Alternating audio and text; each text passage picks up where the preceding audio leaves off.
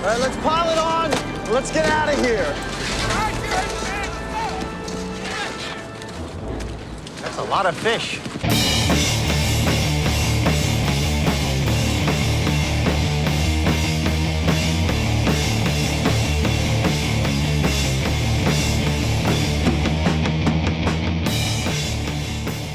Hello, everyone, and welcome to the very first episode of Mecha and Monster Mondays.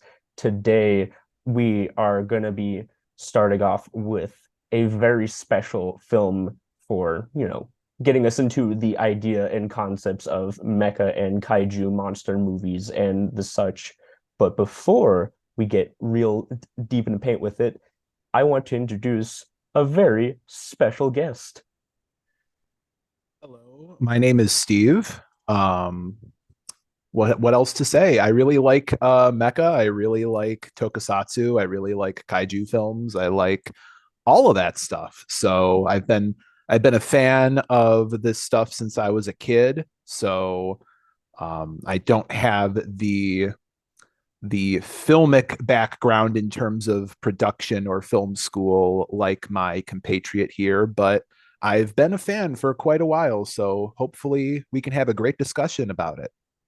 Yes, and that is actually the very reason why I brought you on as my first episode guest, because I consider you a connoisseur, if nothing else, of mecha tokusatsu and kaiju films. Also, if I try to say tokusatsu, I probably will mispronounce it several times often, and everyone in the comments can laugh and point at me specifically. Uh, but yeah, no, we have a very, very special film to start off with for this podcast because it is none other than 1995's Gamera. Uh, I forgot what the subtitle is. Guardian of the Universe. Thank you. This is why I have you here today with me. Gamera, Guardian of the Universe. A very interesting film in terms of the fact that, for one, uh, this is the first entry in the Heisei. Is that how you say it? Say, Heisei.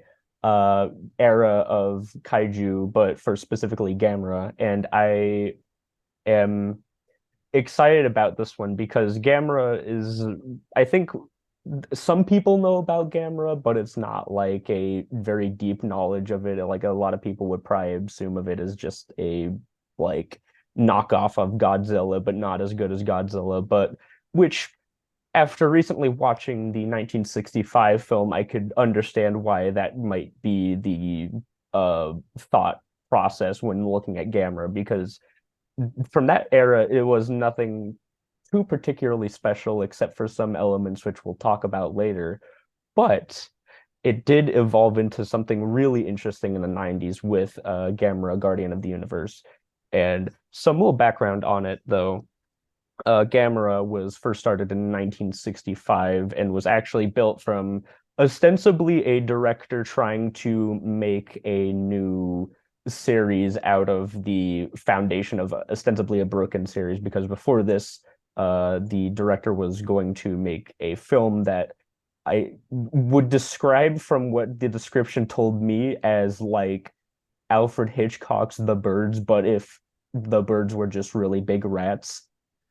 So somehow because they were using real live actual rats on that film, there was a massive health uh production issue, because you're using real mice. And also there was, another issue of the fact that those mice were infected with lice. So, the director was like, ah shit, how can I regain my dignity within the studio and possibly like actually keep my career going? So as a result, from an idea that he had from what seems to be a dream he had while traveling once of imagining a flying turtle next to his plane, he came up with Gamera, which then became the 1965 film that we now know today, which uh that will be an episode probably at some point in the future if this goes far enough into that. But I can say it is it's a bit stiff, not gonna lie, but if nothing else, it became the groundwork for what I would consider probably one of the gold standards of the 90s kaiju era, which is, of course, Gamera, Guardian of the Universe. Now, how about I toss it off to you, Steve? How how do you feel about Gamera, Guardian of the Universe? Well, I I haven't really seen many Gamera films. I've only seen the Kaneko trilogy and the first one. And like you, I was not the biggest fan of the first one. I thought it was kind of snore worthy. Um, Yeah. it I don't know, it just did not grab me whatsoever. But to be fair, it kind of had the unfair advantage of me watching it after having seen the Kaneko trilogy, which is very unfair. It's funny because I've been when I said in the beginning that I was a fan of tokusatsu since I was a kid, I was specifically a fan of Godzilla since I was a child. And I was pretty much raised on the Heisei Godzilla films, which are pretty divisive among the Godzilla fan base. There are people who like them, like I do, but there are a lot of people who hate them and think they're not very good. They think they're very repetitive, formulaic, and just kind of mess with certain aspects of the lore and also try to create its own sort of continuation or continuity that just really didn't work out in a lot of people's minds. But where I'm going with this is I was very attached to the Heisei Godzilla films, and I started going to a Godzilla convention that is held every year in the summer in Chicago. It's called G Ooh, Fest.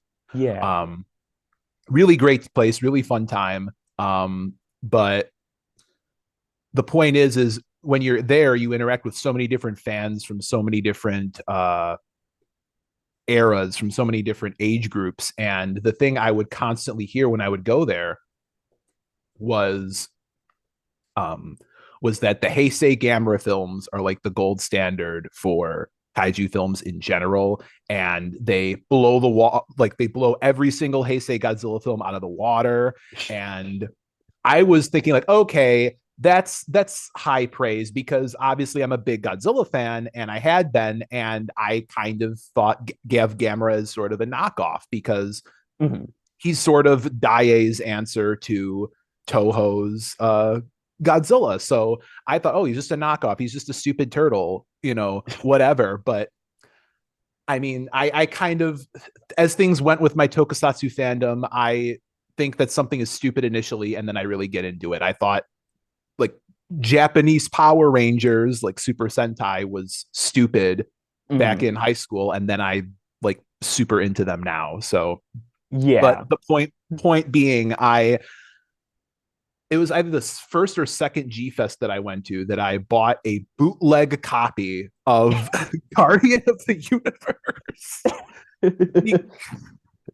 because there's always a stall there that sells like bootlegged DVDs of so many different toku. It's pretty funny, but I have to ask, was there anything noticeable about it being bootleg, or was it um just kind of fairly intact, if you could recall?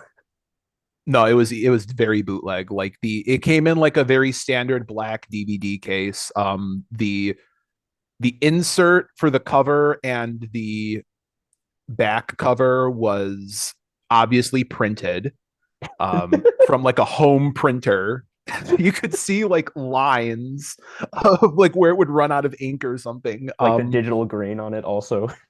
Yeah, and I don't know, like the when you opened it and you saw the disc, it was just like a white disc with like writing like Gamera on it or something. I Like don't know. like it was like in Sharpie. Literally, like it was like the bootleg copy that I made of Shogun Assassin in high school when I borrowed my uh social studies teacher's copy of the movie and ripped it. But it was funny, and I put it on the lap. I was in the hotel room with my dad. I put it on the laptop and I watched it, and I was like, okay, this is a banger. This is Mm. awesome. Um, fun. And my biggest regret from going to G Fest, I think the next year after that, was one of the special guests there was actually the director, Shusuke Kaneko. Oh And shit, really? yeah, Ah, man. it was him. I think it was. I probably got getting this wrong, but I get my G Fests mixed up. But I believe that both of the guests were him and Akira Takarada, which, if you know anything about Godzilla, you know he was in the original Godzilla, and he was in so many Godzilla films, and he recently passed away Mm, um, a few years ago. But that was his last G Fest appearance, and I believe I hadn't seen any of Kaneko's Gamera films at that point, and I hadn't seen I'd only seen his Godzilla film GMK, and I just all I cared about was Takarada-san. All I cared about was him. So I was like, okay, yeah. whatever, Kaneko, whatever, this dude. So, and I'm so mad. I'm beating myself up about it because I could have gotten my photo with him. I could have gotten an autograph, but that G Fest actually did have a funny event. One of my favorite stories that I like to tell is there was a there was a concert event that my dad and I went to that was part of G Fest, and it was Oh. I don't remember her name. I'm so upset that I don't remember her name, but it's the composer of many of the Millennium Godzilla films. She composed Hmm. like most of them, and basically the first half of the concert was like a local symphony orchestra playing a bunch of random picks from the like before the Millennium era of Godzilla, and then the second half was the composer herself conducted like all of her own music, which was Ooh. pretty cool. But the funny part was the special guests also attended the concert, and during an intermission I actually bumped into Shusuke Kaneko in the bathroom. I was literally using the one of the stalls, and I opened it, and he was standing right there in the line waiting to use it.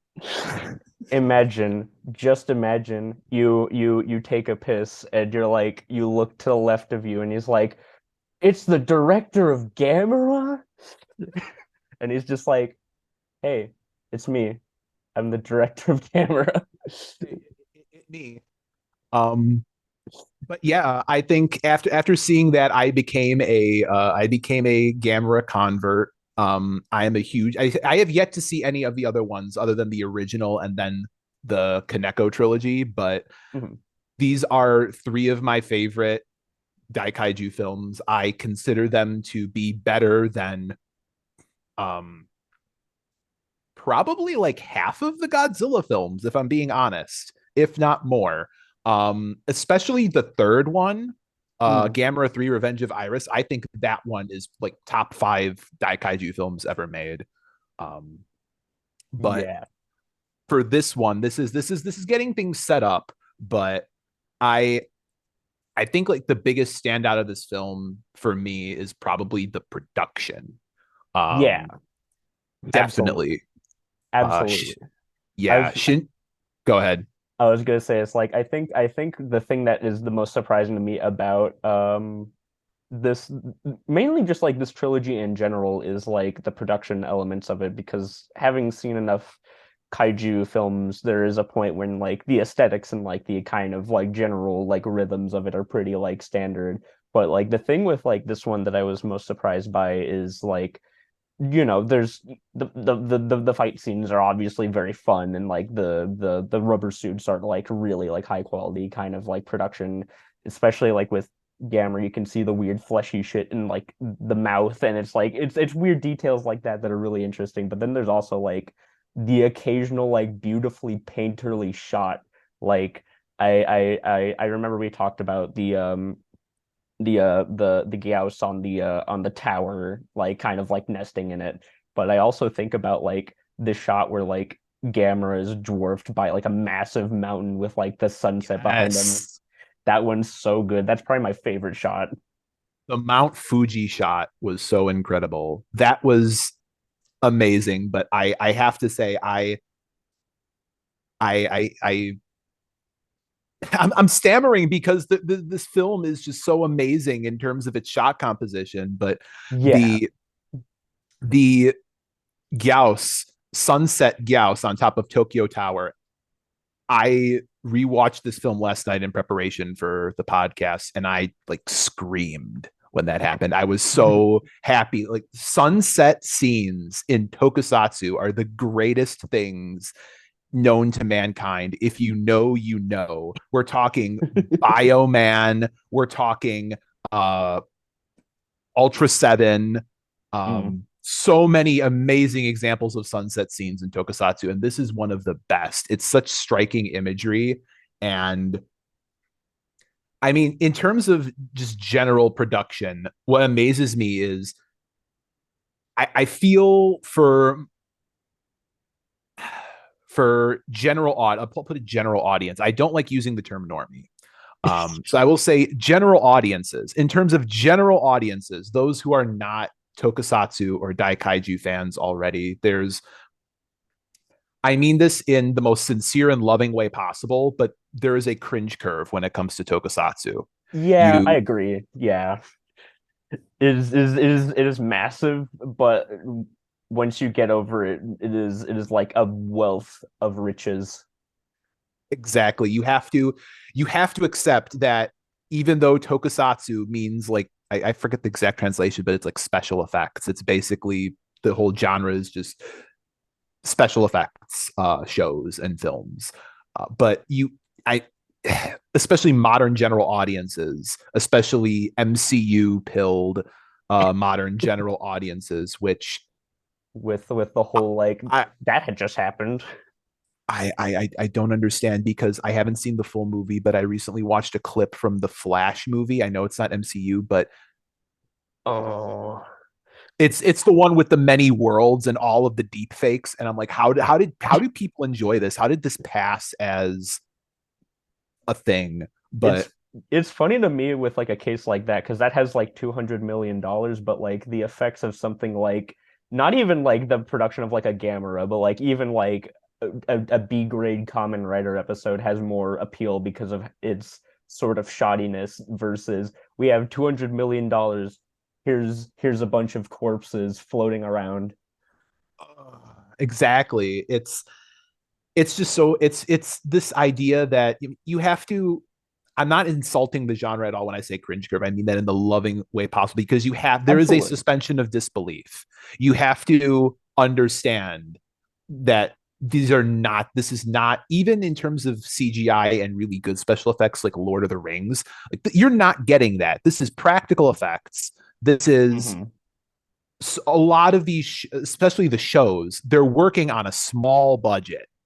So, but especially a lot of the um, um, Showa Godzilla films, like you're working Yeah. with not a lot of budget at all. So you have to take that into account. But once you overcome that, it's just it's amazing and you're into it. But even with that cringe curve, the the shot composition, the models, the suits, the composite shots in Yeah. Guardian of the Universe. I've seen so much tokusatsu, and there are some, even with the cringe curve, there are some crappy composite shots. You're like, Yeah. okay, oh wow, this is Yeah, there's always been like a couple of that in like the tokusatsu I've watched where it is kind of like yeah you are having to stretch the disbelief a bit, but then there's like so like the thing about something like the sunset shot that's like really impressive to me like in retrospect is like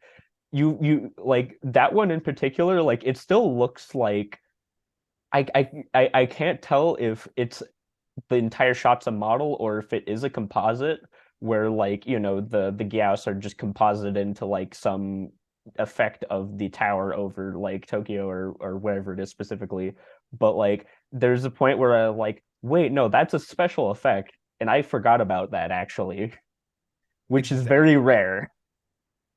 It's insane, and even the ones where it's obvious it's a composite shot. For example, the one of the best scenes in the film, the bridge scene Mm, where they're yeah. rescuing the child and the Gauss are attacking, and then Gamera comes in to defend them. And one of the most emotionally resonant scenes in the film, but there's so many parts of that scene. It's obvious this is a composite, but it's Yeah. also like it's done so well where if you maybe had a glancing look at it, or if you were watching it while you were doing dishes like on the other side of the room, you might think like, oh, that's actually not a composite. I Yeah. mean, I'm looking at it, I'm sitting directly in front of it, I'm watching it on the, I actually have it with me right here, the Arrow Video Ooh. Blu-ray. The Oh, I that have like, poster's sick, actually. honestly, I have the big Gamera box for the Arrow Video, but I had to double dip with the Heisei Gamera trilogy because the steel book is just so like Oh, amazing. that's good shit. It's just Oh my like God. amazing. But I was watching this transfer on my 4K TV. So obviously I'm watching, I'm like, okay, yeah, you can see it, but it's so well done. So you can easily suspend your disbelief. And the most amazing part about all of this is the I think the special effects in these films are better than the Heisei Godzilla films. And the thing that I did not know until watching it this time with some of the special features on the Aero disc, this film was made with 1/3 of the budget of the Heisei Godzilla films at the time. Oh no shit. 1/3.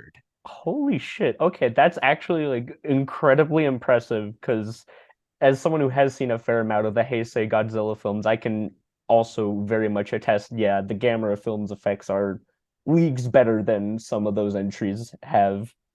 And knowing knowing it's on an entire third, which to me just like signals again like something that is kind of impressive about like this genre of film is like it's sometimes not even necessarily the budget, but just like what you're able to accomplish with the resources you have, which I guess it was probably the case with this one. Exactly. The whole idea of limitation breeding innovation. Mhm. Like the I mean, that's Shinji Higuchi for you, special effects director. He's a Ooh. legend.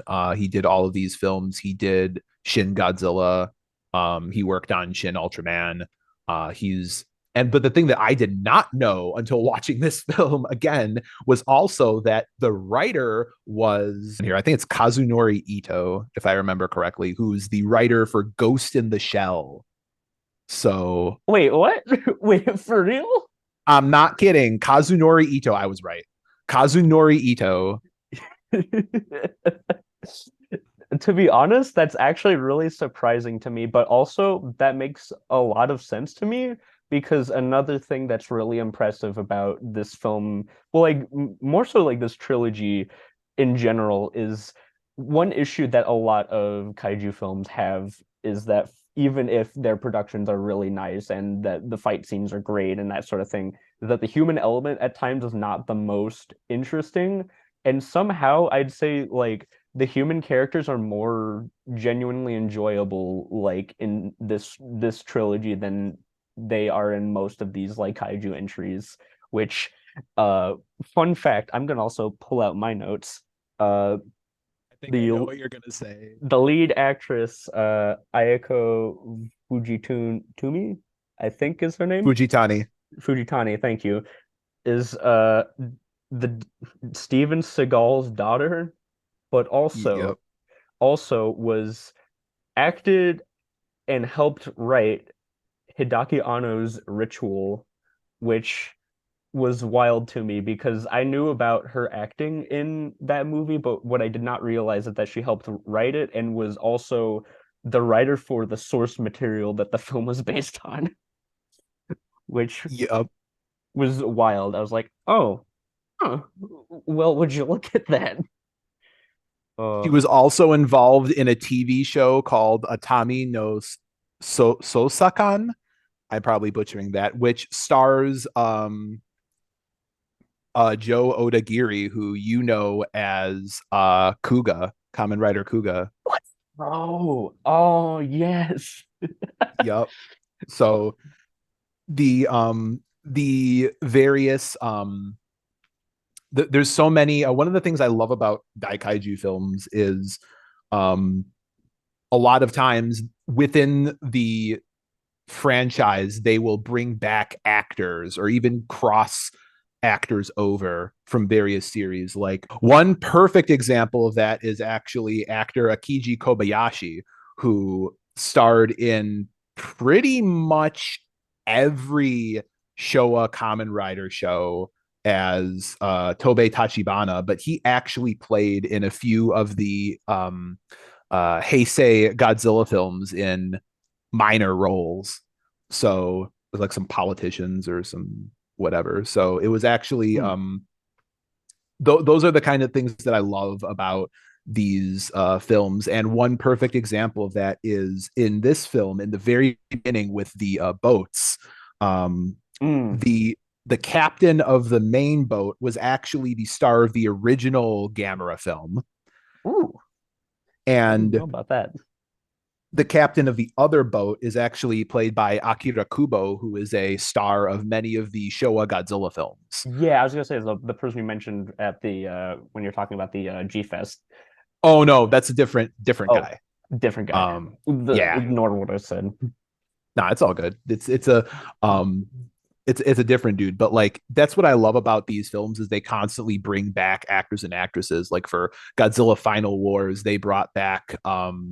uh they brought back Akira Takarada, who was the guy from G Fest that I mentioned before, and he has a pretty major role in it, and it's really nice because I think that was his last it wasn't his last on-screen appearance, but it was his last on-screen Godzilla performance, and it was really nice to see that they brought him back for that. But they also brought another actress from those films before. They brought back Kumi Mizuno, who's a big actress from the Showa Godzilla films, which is really cool. But Nice.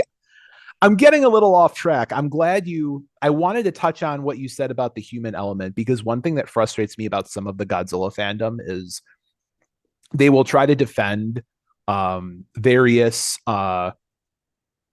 films that that I consider to be not very good by Mm, just kind of saying, forget about the human element. We're here for the monsters. yeah. And like I remember when Godzilla King of the Oh Monsters came God. out, everyone loved the kaiju fights, but a lot of people, including me, had the opinion that the human element of King of the Monsters was just terrible, was just awful. That's And putting it nicely. really, it really is. But then so many people were like, no, no, no, it's all about the monsters. You forget about the humans. Like that's half of the That's that's half. that's the yin to this yang. We can't have one without the other. Exactly. That's what makes a good Daikaiju film. You got to have both. So if you don't have an interesting human element, it all falls apart, because like half of the film at least is going to be that human element for most of these Daikaiju films. So then you're spending half of the film just zonked out of your mind, boring or bored, because who cares? Because just get to the monsters. But Yeah, you want both, and that this film has both. I mean, um, Ayako Fujitani, her character comes back in the later films, but she's one of the recurring characters, and I think Nagamine, the bird expert, I believe she comes back in the other not the other two films. She comes back in the third film, not the second one, but. mm. I really like that because I really like Ayako Fujitani's character is sort of having that connection between children and Gamera, which is what Gamera was always about. Yeah, But that was going to be one of the things actually. There's like one of the things that's kind of unique about Gamera is like that makes it different from just being like a Godzilla riff is ostensibly like there's always been that connection with like the childlike character, some kind of like psychic kind of connection or just, a literal just like fondness for it. And it has like to me it has like the Iron Giant kind of energy to it, whereas like a kid who finds a connection with something dangerous, but like ultimately like means good for its intent. And it's always interesting to me that that Gamera kind of has that because like the thing about Gamera is also like a much more vulnerable than like a Godzilla type character because it's like, it's not a big threatening lizard. It's a fucking silly looking turtle. It's like it's not gonna be as like quick-witted as something like Godzilla. It's just, it's he ain't built that way. Yeah. So in terms of the child element, one of the things that I think is um I think is the most important aspect of Guardian of the Universe and how it differs from Godzilla is because with Godzilla, you have different versions. So you have the original Ishiro Honda version, um, which was very much the nuclear metaphor, pure evil force of nature, pretty much. I wouldn't say pure evil, but you get the idea. I don't want to Destructive get kind of nature. yeah, I don't want to get too into the philosophical weeds with that, but like then you have sort of the Showa, late Showa era, middle to late Showa era, where he becomes more of a almost wacky hero because Yeah. you're fighting all of these other monsters, and once you get into the like late 60s 70s era, which is a pretty experimental time for Showa Godzilla, you get into a lot of the wacky stuff where which I love, but um it's very much different from Honda's original vision. And if I remember correctly, I read a quote from Honda himself where he said that he wasn't a fan of how the series went, and that's why he came back to direct. I think it was Terror of Mechagodzilla because he Hmm. was like, "Screw you, you don't understand my creation" or something. But correct me if Yeah. I'm wrong. I might have had that wrong, but I mean, he that's more or less what I know too. yeah, and then you have some of the Heisei and Millennium era where he's really not a hero, but he's not a villain. Sort of like Yeah. an anti-hero almost thing. But like Yeah. pretty much after the original Gamera, Gamera has pretty much been like the friend of children to my knowledge. And the thing that I really like about the Guardian of the Universe is I don't know. I thought it was interesting because I saw a introduction to the film beforehand by a Japanese film scholar, August Ragone, and he Mm. was saying how Kaneko wanted to make Gamera darker with these films. But I always thought that was kind of funny, at least Hmm. with the first film, because in the first film, Gamera's design is like really cute. Like He is. he He is he's adorable. cute. He's just a baby. He's just big. He's just a big, silly, like little guy. He's just a bab. I mean, like I guess compared to like the 60s Gamera films, he kind of looks a little more menacing, but he's just a bab. Yeah.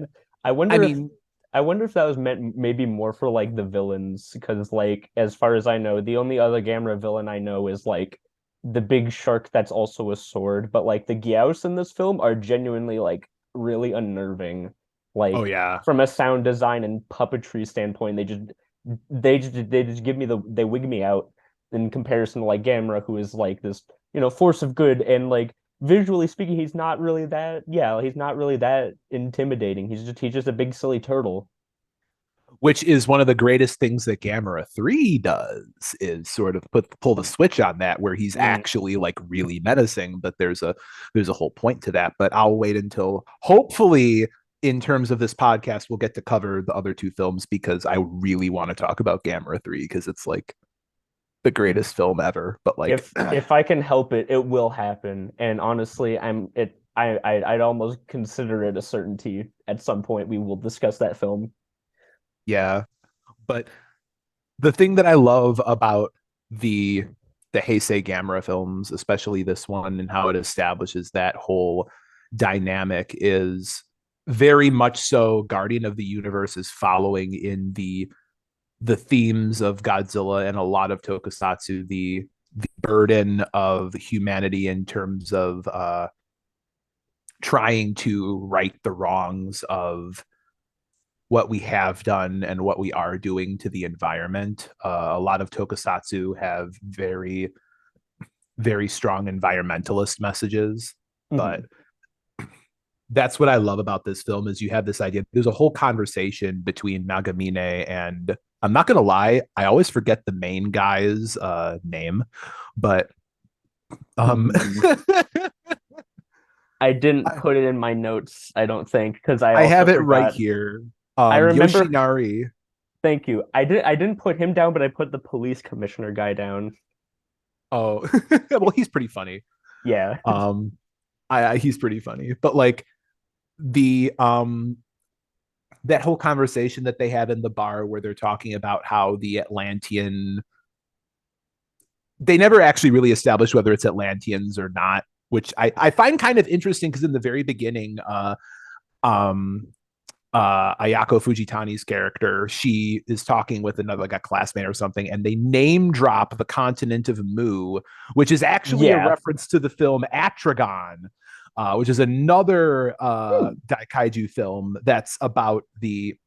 If you're familiar with Godzilla lore, you'll know of the kaiju Manda, the like I do know about that one, yeah. Asian Asian serpent dragon. Yeah. Um, well, basically, it's basically him in that just him in that film and like this Atlantean like pseudo Atlantean empire called the continent of Mu. Uh, so I always thought that was funny when she just like name drops it, just casually name drops it, and I'm like, wow, that's kind of That's so much more interesting now knowing that because when I was watching, it's like, why the fuck are they talking about Atlantis? Wait, I was super confused and I was thought that they were insinuating that like Gamera was made in Atlantis and I was like, wait, I was thinking this was just like a really cool bit of just like world building that it did not feel to expand upon, but now knowing about that, I was like, oh, well, I guess I have another movie I should should watch. I think it's pretty good, but um, it's it kind of falls into one of those more peripheral daikaiju films. Like you have your Godzilla and your Gamera, but then you have a bunch of other kind of random side films like Dagora and Like the War of the Gargantuas or some shit. that's a great movie. That That's an awesome movie. that will be covered most likely in the very near future also. That movie's awesome. Or like Frankenstein versus Baragon, or King like Kong escapes or King something. Kong attacks, King Kong escapes, Attack of the Mushroom People. Yeah. But like it's like this like so supposedly he comes from this Atlantean, this pseudo Atlantean empire that created the Gauss, and then is like, oh no, we messed up, we played with nature and we shouldn't have. Um so then we have to make a Gamera to protect her, and it's this idea that and then they mentioned the whole environmental aspect of pollution and UV and the like the ozone layer. And one of the things I love about that is it's this idea that with the children, this whole idea of yes, humanity is continuing to perpetuate these problems, but there's still hope. Mhm. There's still hope, and the hope is in the children, the future, and that's that whole connection with Gamera. That's one of the things that I love about it, and it's this great thing. I know so many things I noticed on this rewatch, and one of my favorite things, probably my favorite thing that I noticed, is the ending of Guardian of the Universe where Gamera is leaving. Ooh. There's a parallel to the original 54 Godzilla where they're talking like, oh no, there are more Gauss eggs. Like the Gauss Yeah. might return. It's similar to where uh the doctor from or the professor from Godzilla is like there more Godzillas will come, but Yeah. whereas in 54 they just kind of leave it on that like note, like, oh, humanity's just going to keep making the same mistakes, we're fucked. Yeah, it's like nihilistic to a degree of like, yeah, we will continue perpetuating disasters because it is humanity's curse to do so. Which makes sense as that being the film directly made like 10 years after the atomic bomb. Yeah. So like it's forefront in their consciousness. But one of the things that I love about this film is it almost takes after Ultraman in a way, where Yeah, actually, that's a very fair comparison. it takes after in that way where where Ayako Fujitani's character Asagi, where she says no, um Gamera will come back.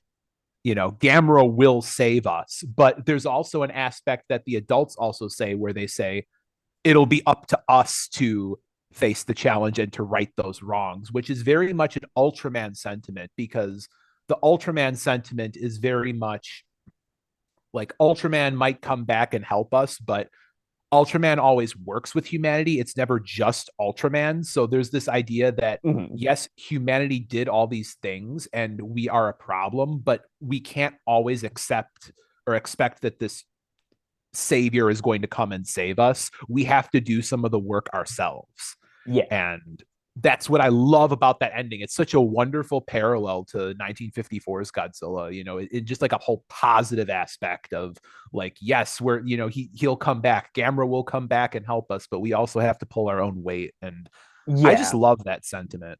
It really is such a nice kind of like that is like a really great point, honestly, because yeah, and because Gamera was made from like the same ilk as Godzilla, but like again, its sentiment is built in like that like optimistic like we can strive for a better future if we put the work in. And as you're saying, like the children are kind of like the people to push that along because they are the ones that have the connection with Gamera. And also I think something that was interesting when you brought up like the environmental themes, which in a way have kind of always been a part of like kaiju films. And another thing is like kind of the sort of the sympathy for like scientists and that sort of thing has always kind of been a part of these films. And I'm not I wouldn't I'm not sure if I would necessarily say completely anti-military, but like it definitely does not see the military as like the actual way to solve the problem of these stories.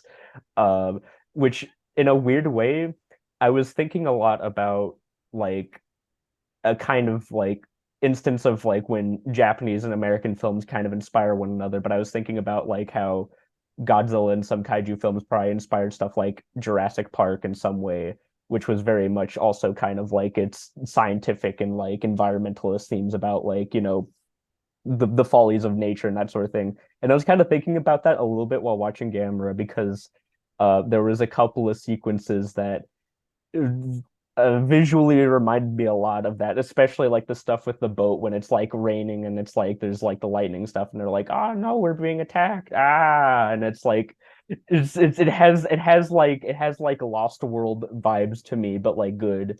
And it was interesting to me to think about that because with like Jurassic Park, it was a bit more so like focused on like a kind of like American nihilistic like kind of like capitalism equivalent, whereas like with Gamera, it was more so like using the elements of like kaiju films to do something more positive. Because like more often not, kaiju films, from what I can tell, have always been sort of a we've got a big monster that we've got to stop, and that's the movie. Whereas in here, it's kind of funny that it's like literally like the smaller of the two monsters that's the issue, and the military in the story is like we've got to stop Gamera, and all the scientists like collectively are like, dude. Did you hear anything of what we just said? We found the prophecy that literally states that Gamera will save us from Gyaos, which we told you is the fucking pterodactyl monsters. And they're like, no, Gyaos are actually beneficial to us.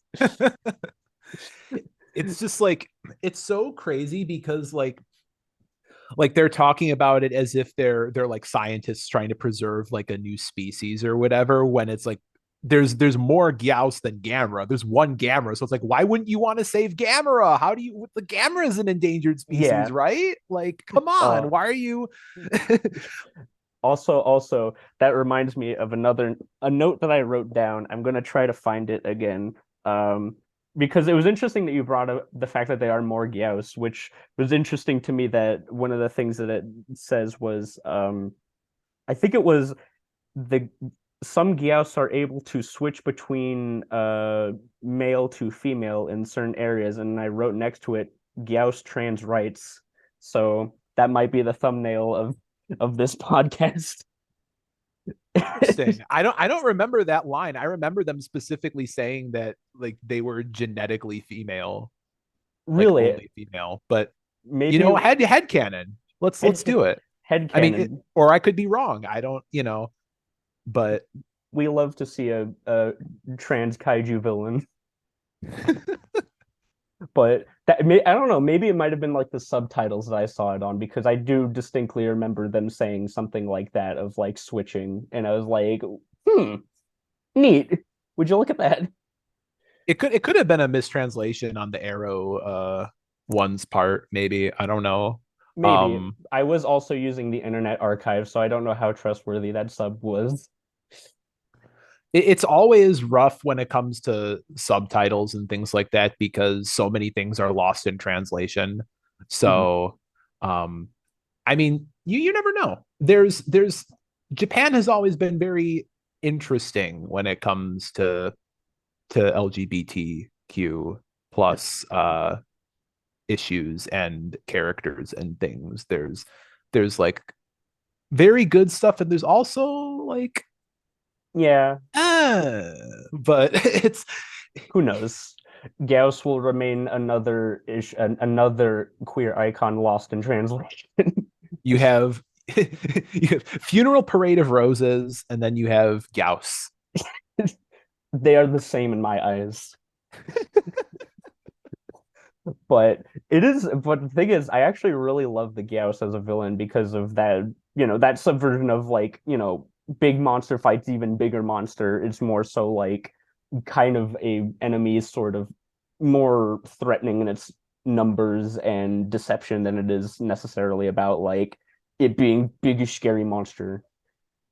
Uh Yeah, that's it's sort of like it's also kind of like how you said with like various kaiju films, like some of them have actual messages and then some of them are just kind of like monster fight, which yeah. I mean, Yeah. it's my feeling is there is a proportion of the fan base which is very much like make kaiju films great again, like make them all have messages. And to me it's like, well, why not both?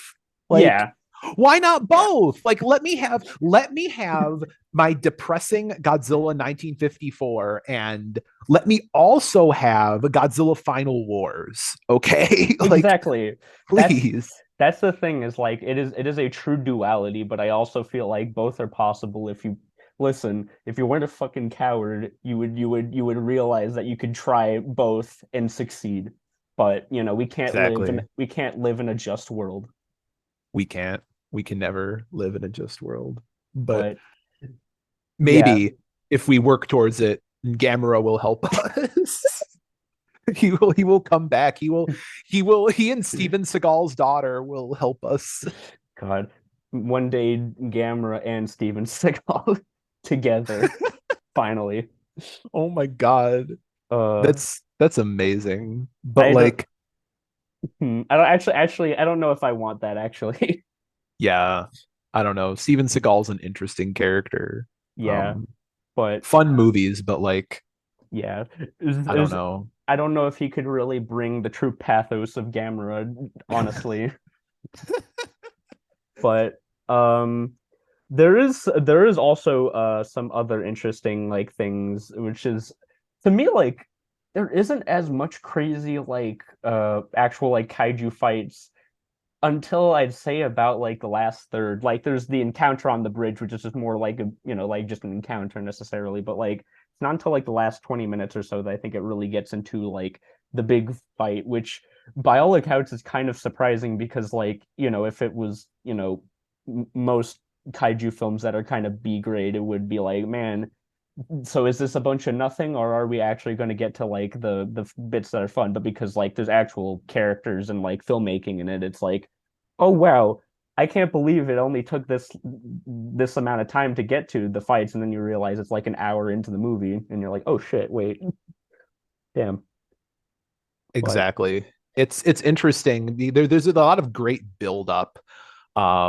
It's which is what I really like about the film. It doesn't like blow its load like immediately. It yeah, really allows you to savor and get into the whole get into the whole mindset and just really prepare yourself. And one of the things that I thought was interesting that I noticed, this could be my poor memory of Heisei Godzilla films. I haven't seen many of them in a long time. But if I remember correctly, pretty much most of, if not all, Heisei Godzilla films, their final fight is at night, if I remember correctly. But Yeah. Guardian of the Universe's final fight is in the daytime.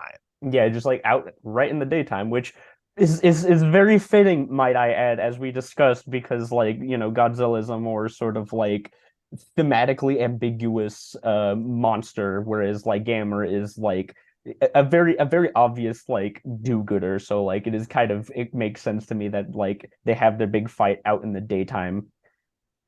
Especially once you get to the third film where he essentially becomes a Christ allegory. But we'll get to that when we get to that. But Gamera will rise again.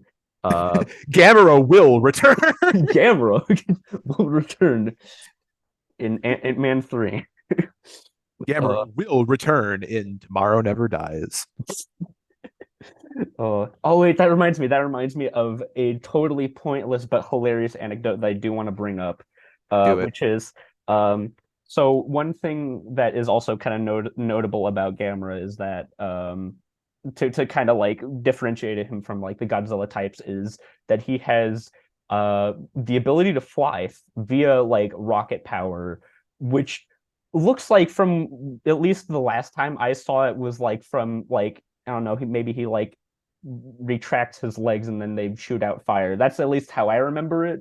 But Yeah. I watched in Roger Ebert review about Gamera that, might I add, was not their best review, I'd say, because it was ostensibly Roger Ebert being like, this movie is shit, but I had fun. Thumbs up. And I was like, all right, cool. But there isn't Roger Ebert implies that Gamera is powered by gas powered farts from his backside to fly. And I had to pause for a moment to be like, wait, Roger, is that what you're insinuating right now?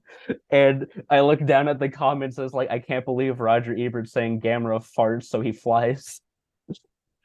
And now I'm like, I'm gonna watch these other films, and the only thing I'll be thinking about is just fucking Roger Ebert being like, so Gene, Gamera farts, right?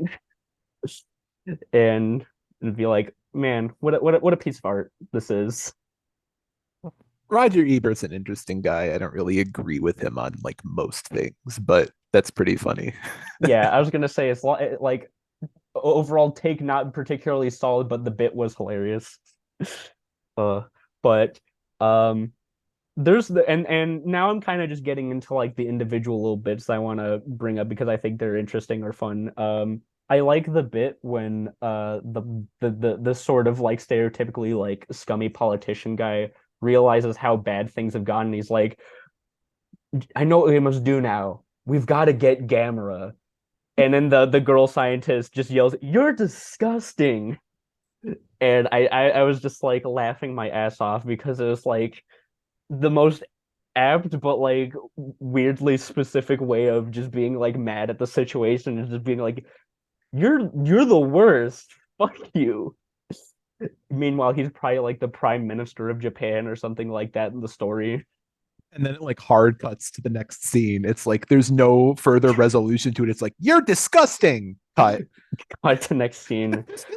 And along with that, this was something that happens like not too long afterwards, but I love the fact that like there's like a little montage that happens at one point when like Gamera is being like painted as like the villain basically in the story.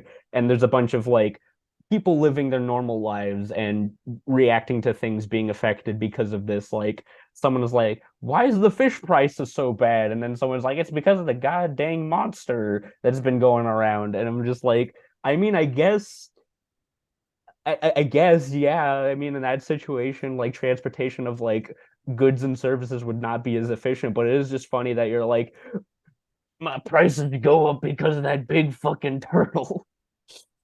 Montage was like hilarious because there was like, like I don't know, like they were evacuating and everything, and I mean, yeah, it's a monster attack, and yeah, it's bad, but I mean, like they were going like, oh, the like stocks are going down, the stock market is Yes. crashing, the yen is at an all-time low, and I'm like, but why? Wait, but yeah, like literally, like why? It is also funny to me because like that made me think of the fuck that one Godzilla meme is like, "Go Godzilla, destroy the stock market," or whatever it was, and it's just and now thinking about it is like, nah, Gamera literally just achieved that in the actual universe of his film just by existing. Then you have like the little boy in that market who was just acting like a monster the whole time, like Yeah, which is so funny because like I mean, yeah, if I was a kid and I was like a big cool monster in real life, that would be pretty neat. But like also like, you know, I I think in reality, I think more kids would be like, wait, so like monsters actually are real? yeah, Oh so we're gonna shit. die. Yeah, that's cool. I'm totally not gonna have like nightmares about this for like the next year because of this. But you know, this kid is just like Gamera. Well, actually, no, it makes sense because Gamera has the psychic link with children. Children know what's up. They know what's Exactly. good. They know They what's know. good. They know it. It's like Totoro, you know? Gamera's like Totoro. Like you only understand it if you're a kid. Like True. you the little boy like looks to his mom and does the Joker 2019 cigarette puff, you wouldn't get it. You wouldn't you wouldn't get it, mom. You Meanwhile, mom wouldn't get it. Meanwhile, her mom is like worrying about her stock prices going to like -5. The yen is at an all-time low, which would be really funny if that were like canonically true in real life, because I actually went to Japan in May and I found it really interesting, like how cheap or how low the yen is in comparison to the dollar. It's Yeah, like insane. So like so much stuff was like super cheap there. It's wild. So maybe Gamera was just like out when you were there and you just didn't realize. Gamera did it. It was all him. Thank you, Gamera. Because Any anytime the stock market plummets, I'm just gonna tell my mom, "Nah, sorry, it was just Gamera." I thought it was also interesting how you were talking about like the whole flying thing, because like the film's localized title is Guardian of the Universe, but in Japan Hmm. its title is Gamera Daikaiju Kuchu Kesen, which literally means Gamera Giant Monster Mid-Air Battle. That's such a great like title though, because it's like, well, wait, no, but like I mean, I guess that is true because like the gals do fly, but like it is funny to me because it's not as common I'd say as like that title would make you think, but it does also make it sound like a big like WWE-esque brawl is like Gamera mid-air brawl. Oh yeah. And then meanwhile it's like I mean, yeah, he was in midair, but like they weren't like doing fucking like Dragon Ball Z type like fights in the midair. They were just flying a bit. And it's so funny because like it's so funny because like this is from the same direct, like you have this that title, and this is from the same director who directed the film called Godzilla, Mothra, and King Ghidorah Giant Monsters All Out Attack.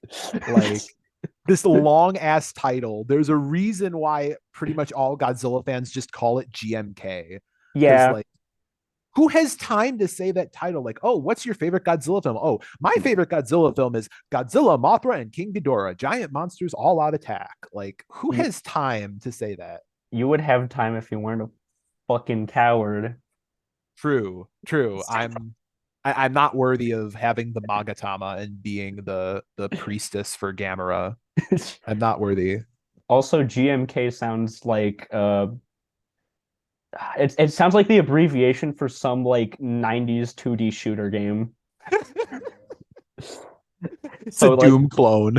yeah, GMK and it's like three people fighting with like Godzilla models, but it's literally just a shooter. It's not there's anything different about it. But I'm going to bring up a couple last few things to round this off. Uh, One is I have to say the moment with the paralleling eye shot with the girl in Gamera when like it's like at the very final moment of the film where it just goes like completely silent and it cuts to like both their eyes is like the hardest thing ever in like a kaiju movie, and it's so awesome where it's just like the psychic connection is so visually like realized in that moment, and then like when it Gamera does like the final attack, and then it does the same thing with the Gyaos, but it's like, oh, oh shit, That part was amazing. it really was. And then have to follow that up with an equally great shot, which is Gamera doing his like victory roar as an explosion happens behind him. Is like, I wonder if like that was like an accidental thing because it feels like such like a beautifully timed moment that I don't know if it was like, yeah, we planned on doing it like that, or if it was literally just like, oops, why did we do an explosion in the middle of the shot? And then they look back and they're like, nah, this actually goes hard. Let's keep that. Uh, but I mean, honestly, like I think I that pretty much covers everything that I would have wanted to talk about with Gamera. So I think now we can kind of get into our final criteria is one, our final thoughts on the film. So I'll start off by saying Gamera, Guardian of the Universe to me, as I've sort of stated at the beginning of this podcast, is probably like truly like the gold standard of like what a proper great kaiju film is and production value and how it treats its characters, and also just even in its even what could be considered simplistic but fully realized and executed themes. And I don't know, there ain't nothing better than it. How about you, Steve? Any final thoughts? I think I would 100% agree, and I think it's in the upper echelon of all of these daikaiju films. And I think the interesting thing about it is you would think after you watch it for the first time, like, how are they going to one up this? And then they do, and then they do, but that's the story for another time. But Another time yeah, in the future, hopefully a very soon future. But definitely. and now our final category, Gamera as a monster. At from 1 to 10, what would you rate Gamera as a monster?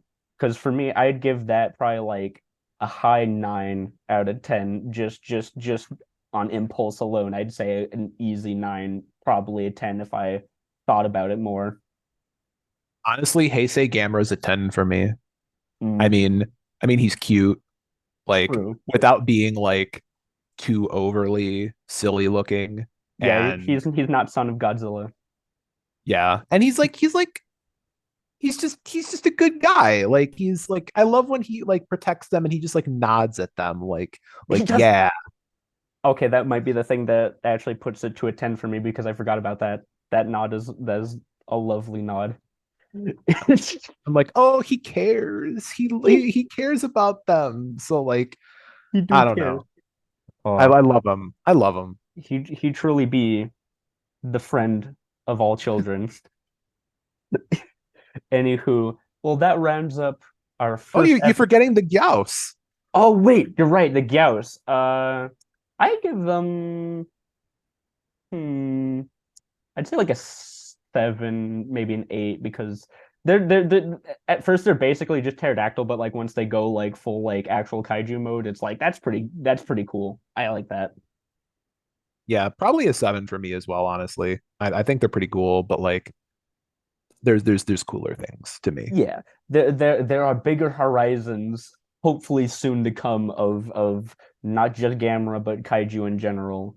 But I would say that yeah, that rounds up the first ever episode of Mecha and Monster Mondays. Thank you, anybody who's watching. I hope you enjoyed the episode and leave any recommendations for episodes. And that includes, like, you could be like, hey, watch Gulliver's Travels because it counts. I don't care. It's this.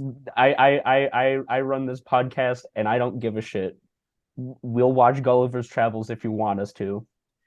But anywho, I hope you enjoyed this episode and take care on this Mecha and Monster Monday. It's a kid. There's some kid in the cockpit of the Gundam, sir.